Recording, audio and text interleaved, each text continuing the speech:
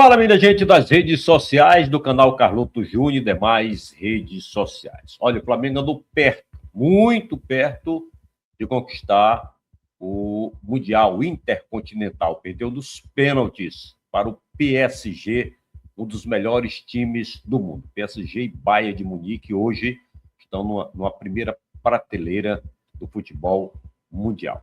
E aqui no Brasil, o contraste, né? Você vai para a primeira partida da Copa do Brasil, entre Corinthians e Vasco, um jogo que deixou muito a desejar, bem diferente do que foi a final intercontinental entre PSG e Flamengo. E hoje o Imperatriz entra em campo, né? Faz o seu primeiro jogo treino, visando o Campeonato Maranhense 2026, com estreia prevista para o dia 10 de janeiro aqui contra o Sampaio Corrêa. Mas antes de falar sobre esses assuntos, quero fazer aquele pedido mais que especial a você. Dá joinha no nosso vídeo, compartilha com os amigos, se inscreve aqui no canal. É fácil, é gratuito, você não paga nada. Basta clicar na palavra inscrever-se, você já vai estar fazendo parte aqui do canal. Quanto mais gente inscrita, mais fortalecido fica o canal. Eu conto com esse seu singelo apoio, beleza?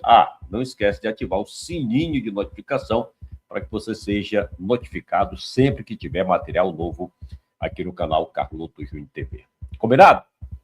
Muito bem, ontem nós tivemos a final do Intercontinental de Clubes, o poderoso PSG contra o Flamengo, campeão da Libertadores da América. Primeiro tempo, o PSG mandou no jogo, foi dono da partida, conseguiu inclusive fazer 1-0, uma falha do Rossi, né? Aliás, o Rossi ontem, pelo amor de Deus, né? Uma bola que ia para escanteio, passe do Arrascaeta, que recuou mal, ele foi tentar salvar, terminou dando um passe para o jogador do PSG, que fez o gol. Sorte que a bola tinha ultrapassado a linha de fundo e o VAR detectou que foi escanteio. E depois, num cruzamento, que a bola claramente iria sair se ele não toca na bola, ele disse que quando foi tentar pegar, a bola terminou escorregando e se ofereceu para o atacante do PSG, que fez 1-0. Então, não foi um jogo muito bom para o Rossi, apesar dele ter defendido uma penalidade máxima nas cobranças da primeira e única sessão de 5 penalidades máximas. Segundo tempo, o Flamengo voltou um pouco melhor, equilibrou o jogo, fez o gol de empate através do Jorginho, numa cobrança de pênalti sofrido pelo Arrascaeta.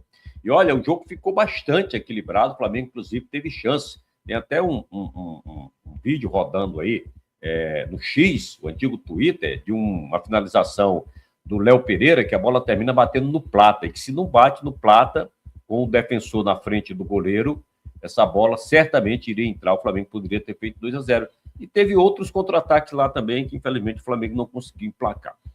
Foi para a prorrogação, também 0-0, a decisão foi para os pênaltis. Aqui ninguém está querendo dizer que o Flamengo foi melhor do que o PSG. Pelo contrário, o PSG foi melhor e, com muita justiça, conquistou o título. Claro que penalidade máxima já é um pouco diferente do jogo em si, mas o bom é ter visto um time sul-americano, um time brasileiro, ter igualado o jogo, principalmente no segundo tempo, até com oportunidades de virar o jogo para 2-1, que não seria nenhuma uma coisa do outro mundo. Poderia ter acontecido se o Flamengo tivesse mais capricho, também não tivesse, né, tão exausto como esteve. Afinal de contas, dizem aí que são mais de 75 jogos na temporada, enquanto que o PSG agora que está no meio da temporada europeia. Então, é uma diferença muito grande, como foi lá no Mundial, onde os brasileiros estavam iniciando a temporada e os europeus já estavam em fim de temporada. Quem não lembra da chiadeira dele? Então, foi mais ou menos isso que aconteceu. Agora, tirando o jogo, que o Flamengo foi muito bem, diga-se de passagem, eu não gosto quando começam a fazer aquele comportamento de vira-lata, aquele comportamento de inferioridade, né? Se o Flamengo tivesse procurado jogar um pouco mais, não fosse tão respeitador no primeiro tempo, tentasse colocar o seu DNA para fora, de tentar controlar o jogo, que não conseguiu, o time estava muito espaçado, toda hora entregando a bola para o PSG, poderia ter conseguido um resultado melhor. Talvez isso sirva como aprendizado para as próximas temporadas, para as próximas competições, onde um sul-americano possa enfrentar um europeu. O time do PSG é bom, é muito forte, mas eu acho que o Flamengo poderia ter se doado mais um pouquinho, principalmente se usasse aquele seu DNA, né, de controle de jogo, né, jogo associativo, jogadores mais próximos, que não aconteceu no primeiro tempo. E o Flamengo não conseguiu, nos 45 minutos, ver a cor da bola. Ficou muito difícil. A sorte é que a defesa esteve bem, apesar do goleiro não muito bem, e os atacantes também do PSG não conseguirem furar a defesa do Flamengo. Nos pênaltis, olha, um absurdo, né? Você ter 5 pênaltis e perder 4. Claro que o goleiro foi muito bem, o goleiro do PSG, o soviético. Mas não dá, né? Um time como o Flamengo, em 5 pênaltis, perder 4. E dizer, o jogador estava exausto, estavam cansados. Não vai por aí, não. Porque o Saul entrou no segundo tempo. O Pedro, que eu acho que não deveria nem ter entrado, se tivesse entrado, era só na prorrogação, entrou no segundo tempo. O Luiz Araújo entrou no segundo tempo. Apenas o Léo Pereira que jogou a partida toda. E que foi um pênalti bizonho. O De La Cruz, que também entrou no segundo tempo, bateu muito bem. Os 2 principais cobradores de pênalti do Flamengo, ou até os 3, apesar de que um eu não acho tão bom cobrador assim, que é o Bruno Henrique, mas De Arrascaeta e Jorginho foram sacados do jogo, então não estiveram nas cobranças de penalidades máximas. Eu achei estranho também o Cebolinha não ter batido o pênalti, geralmente é um bom batedor, talvez guardou para uma possível segunda sequência de pênaltis, o que não aconteceu. E teve um pênalti lá, sem querer ser chorão ou reclamar, ou dizer que isso poderia mudar o jogo, mas o pênalti do Pedro, todo mundo viu que o goleiro adiantou bem, né? Saiu os 2 pés da linha e com o VAR não conseguiram identificar isso e fazer com que o pênalti fosse batido novamente. Mas, enfim, o título do PSG foi com muita justiça. E a gente vê aqui nas redes sociais, né? Claro que os antes estão aproveitando o momento para tirar onda do Flamengo, né? Porque o medo de todo mundo era que o Flamengo pudesse conquistar o bicampeonato mundial. Foi campeão em 81, se conquista ontem, ia fechar o Brasil. Mas, por outro lado, a gente vê pessoas mais coerentes, como o próprio técnico do PSG, o Vitinha, jogador, um dos principais jogadores, escolhido inclusive o craque do jogo, né, o melhor do campeonato, falarem que o Flamengo é um time que está em outro patamar no futebol sul-americano e que joga de igual para igual com os europeus. Eu vejo aqui, por exemplo, alguns jornalistas, né, como o Eduardo Tironi, por exemplo, diz assim, perdeu, fato, mas o Flamengo está mais perto dos europeus do que os rivais locais estão do Flamengo. E é verdade, enquanto os antes aí estão preocupados porque o Flamengo não ganhou o Mundial, tem que esperar um pouco com o time deles. E precisam remar muito para chegar onde o Flamengo está. Prova é da primeira partida da final da Copa do Brasil, que aconteceu ontem à noite lá na Neoquímica, em São Paulo. Jogo fraco, muito fraco, sem emoção, nem parecia uma final de Copa do Brasil, né? E eu não sei se as equipes se seguraram e deixaram tudo para o jogo da volta no próximo domingo, 18 horas, no Maracanã, no Rio de Janeiro. Eu achei que o Corinthians iria fazer o resultado dentro de casa para tentar ir com vantagem no segundo jogo. Não aconteceu, não tivemos grandes emoções, um jogo pífio, fraco, tá? Muito fraco.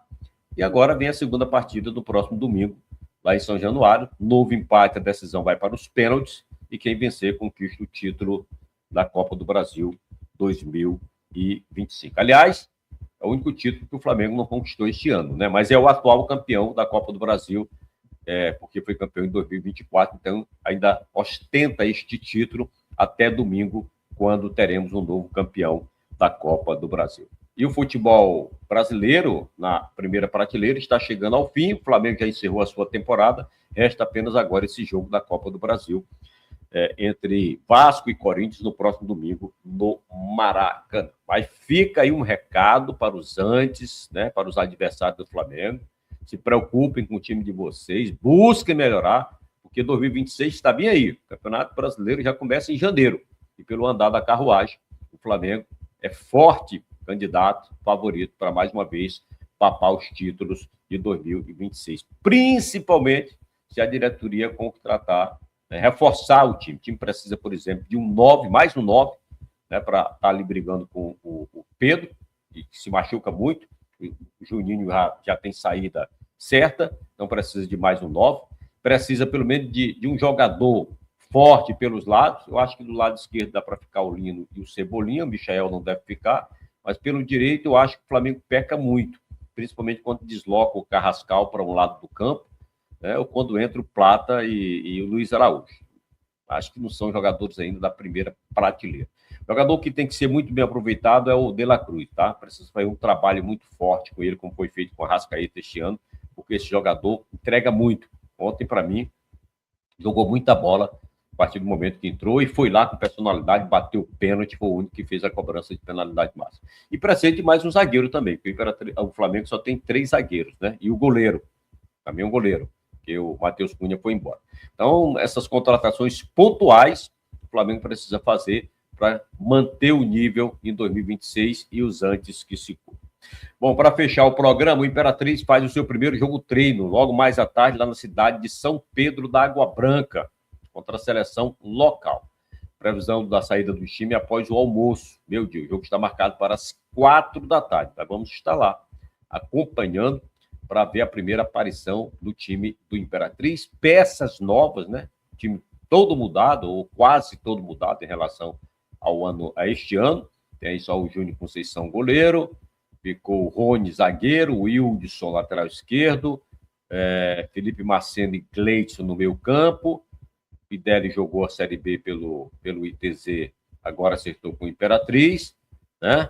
E é basicamente isso aí. Tem mais algum outro jogador? Acho que não, né? Basicamente é isso aí. O restante são todos jogadores nova, contratações, e vamos ver como é que esse time vai se comportar. É claro que esse jogo treino não vai dizer o que é o Imperatriz para a temporada 2026, mas dá um norte para a gente ver mais ou menos quem é quem, né, o que a gente pode esperar dessa equipe do Imperatriz para o próximo ano. E o ITZ, como eu falei ontem, né, ainda não tem nenhum jogo treino marcado, mas continua treinando aí na batuta do técnico Charles Guerreiro. Beleza, minha gente? Finalzinho do programa, ó, não esquece, dá joinha no nosso programa. Gente, joinha é tão fácil.